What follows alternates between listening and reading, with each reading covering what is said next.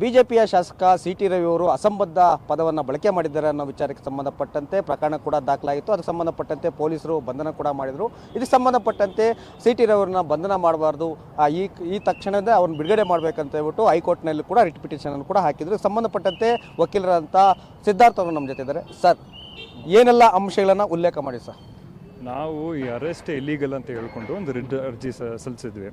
Writ ಅರ್ಜಿಯಲ್ಲಿ ಏನು ಅಂತ ಹೇಳಿದ್ವಿ, ಅರೆಸ್ಟ್ ಮಾಡಬೇಕಾದ್ರೆ ಕೆಲವು ಗೈಡ್ಲೈನ್ಸ್ ಇದೆ, ಕೆಲವು ಗೈಡ್ಲೈನ್ಸು ಮತ್ತು ಕೆಲವು ಫಾರ್ಮ್ಯಾಲಿಟೀಸ್ ಕಂಪ್ಲೀಟ್ ಮಾಡಬೇಕು. ಆ ಫಾರ್ಮ್ಯಾಲಿಟೀಸ್ ಮತ್ತು ಈ ಗೈಡ್ಲೈನ್ಸು ಫಾಲೋ ಮಾಡಿಲ್ಲ ಅಂದರೆ ರಿಟ್ ಅರ್ಜಿ ಹಾಕಿದ ನಂತರ ಹೈಕೋರ್ಟಿಗೆ ಮತ್ತು ಸುಪ್ರೀಂ ಕೋರ್ಟಿಗೆ ಪವರ್ ಇದೆ ಈ ರಿಟ್ಟನ್ನ ಅಲೋ ಮಾಡಿಸ್ಕೊಂಡು ಅಥವಾ ಇಂಟ್ರಿಮ್ ಪ್ರೇಯರ್ ಕೊಡೋಕ್ಕೆ ನೀವು ರಿಲೀಸ್ ಮಾಡಿಸಿ ಅಂತ, ತಕ್ಷಣ ರಿಲೀಸ್ ಮಾಡಿಸಿ ಅಂತ.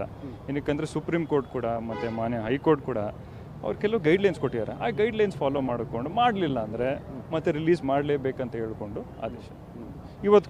ಇವತ್ತಿನ ಆದೇಶ ಕೂಡ ಈ ಗೈಡ್ಲೈನ್ಸು ಫಾಲೋ ಮಾಡಿಲ್ಲ, ಹೈಕೋರ್ಟ್ ಜಡ್ಜ್ಮೆಂಟ್ಸು, ಸುಪ್ರೀಂ ಕೋರ್ಟ್ ಜಡ್ಜ್ಮೆಂಟ್ಸ್ ಕೂಡ ಫಾಲೋ ಮಾಡಿಲ್ಲ ಅಂತ ಹೇಳ್ಕೊಂಡು ಒಂದು ಮೇನ್ ಗ್ರೌಂಡು, ಕೆಲವು ಗ್ರೌಂಡ್ಸ್ ಇತ್ತು, ಬೇರೆ ಬೇರೆ ಗ್ರೌಂಡ್ಸ್ ಇತ್ತು. ಈ ಮೇನ್ ಗ್ರೌಂಡ್ ಮೇಲೆ ನಾವು ಒಂದು ರಿಟ್ ಅರ್ಜಿ ಸಲ್ಲಿಸಿದ್ವಿ. ನಾವು FIR ಕ್ವಾಶ್ ಮಾಡಿ ಅಂತ ಕೇಳಿಲ್ಲ, ಬೇಲ್ ಕೊಡಿ ಅಂತೂ ಕೇಳಿಲ್ಲ. ನಾವೇನು ಹೇಳಿದ್ವಿ, illegal arrest, declare that this arrest is illegal ಅಂತ ಹೇಳ್ಕೊಂಡು ಒಂದು ಅರ್ಜಿ ಹಾಕಿದ್ದು. ಪೊಲೀಸರು ಏನೆಲ್ಲ ತಪ್ಪುಗಳನ್ನು ಮಾಡಿದ್ರು ಸರ್ ಈ ವಿಚಾರದಲ್ಲಿ, ಅರೆಸ್ಟ್ ವಿಚಾರದಲ್ಲಿ? ನಾನು ಸರಿನಾ ತಪ್ಪು ಅಂತ ಹೇಳಲ್ಲ.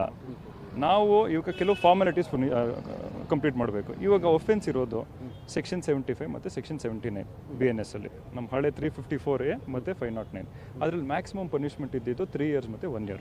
3 years ಮತ್ತು 1 year ಇದ್ದಾಗ ಹೈಕೋರ್ಟ್ ಮತ್ತು ಸುಪ್ರೀಂ ಕೋರ್ಟ್ ಗೈಡ್ಲೈನ್ಸ್ ಪ್ರಕಾರ ನೀವು ಅರೆಸ್ಟ್ ಡೈರೆಕ್ಟಾಗಿ ಮಾಡಬೇಡಿ, 41A ನೋಟಿಸ್ ಒಂದು ಕೊಡಿ. 41A ನೋಟಿಸ್ ನಮ್ಮ ಹಳೆ CRPCನಲ್ಲಿ, BNSS ಅಲ್ಲಿ 35 ಸಬ್ ಕ್ಲಾಸ್ 3 ಒಂದು ನೋಟಿಸ್ ಅಂತಿದೆ.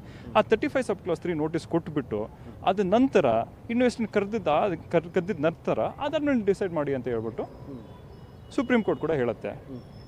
ನಮ್ಮ ಅರ್ಜಿನ ಈಗ ನಮ್ಗೆ ಏನೇನು ಕಂಟೆನ್ಷನ್ ಇದೆಯೋ ಅದನ್ನು ಎಕ್ಸೆಪ್ಟ್ ಮಾಡಿಕೊಂಡು MG ಉಮಾ ನ್ಯಾಯಾಧೀಶರು ಇವತ್ತು ಒಂದು ಆರ್ಡರ್ ಪಾಸ್ ಮಾಡಿದ್ದಾರೆ. ಅದು ಇಂಟರ್ಮ್ ಆರ್ಡರ್ ಅಂತ ಹೇಳ್ಬೋದು, ಬಟ್ ಇಂಟರ್ಮ್ ಆರ್ಡ್ರಲ್ಲಿ ಏನಂತಾರೆ, ರಿಲೀಸ್ ಫೋರ್ತ್ ಅಂತ ಹೇಳಿದ್ದಾರೆ. ಒಂದೇ ಒಂದು ಕಂಡೀಷನ್ ಇರೋದು, ನಾವು ಇನ್ವೆಸ್ಟಿಗೇಷನ್ ಕೋಆಪ್ರೇಟ್ ಮಾಡಬೇಕಂತ. ನಾವು ಯಾವತ್ತು ಇನ್ವೆಸ್ಟಿಗೇಷನ್ ಕೋಆಪ್ರೇಟ್ ಮಾಡೋಕ್ಕೆ ರೆಡಿ ಇದ್ದೀವಿ.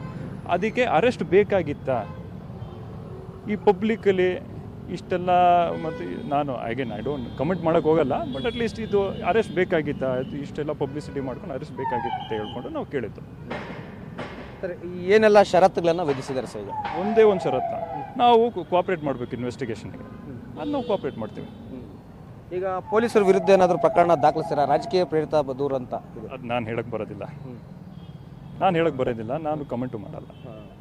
ಈ ಇಡೀ ಪ್ರಕರಣಕ್ಕೆ ಸಂಬಂಧಪಟ್ಟಂತೆ BNS ಆಕ್ಟ್ ಪ್ರಕಾರ ಏನೆಲ್ಲ ಹೇಳ್ಬೋದು ಸರ್ ಇದು ವಿಚಾರಕ್ಕೆ ಸಂಬಂಧಪಟ್ಟಂತೆ?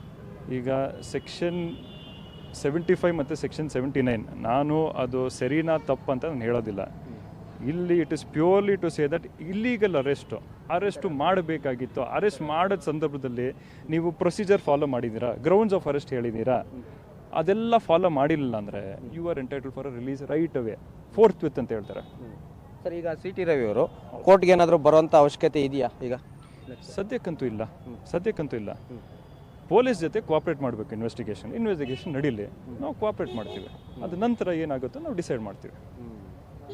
ಈಗ ಹೈಕೋರ್ಟಲ್ಲಿ ಜಾಮೀನು ಸಿಕ್ಕಿರೋದ್ರಿಂದ ಜನಪ್ರತಿನಿಧಿಗಳ ವಿಶೇಷ ನ್ಯಾಯಾಲಯದಲ್ಲಿ ಇನ್ನೂ ಕೂಡ ಪ್ರಕರಣ ಇತ್ಯರ್ಥ ನಾಳೆ ಮುಂದೂಡಿದ್ದಾರೆ. ಅಲ್ಲಿ ನಡೆಸಬಾರ್ದಾ?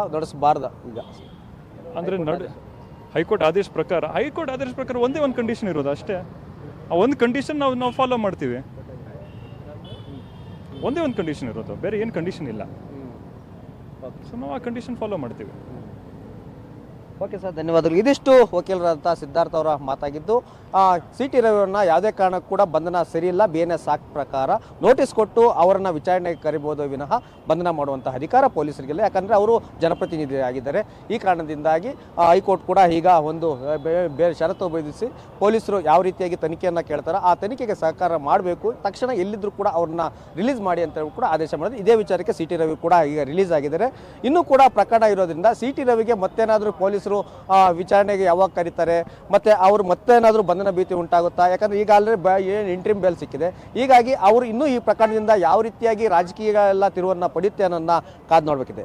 ಕ್ಯಾಮ್ರಾಮನ್ ಶರತ್ ಜೊತೆ ಮಲಂಡಳ್ಳಿ ಶ್ರೀಧರ್, ಪವರ್ ಟಿವಿ, ಬೆಂಗಳೂರು.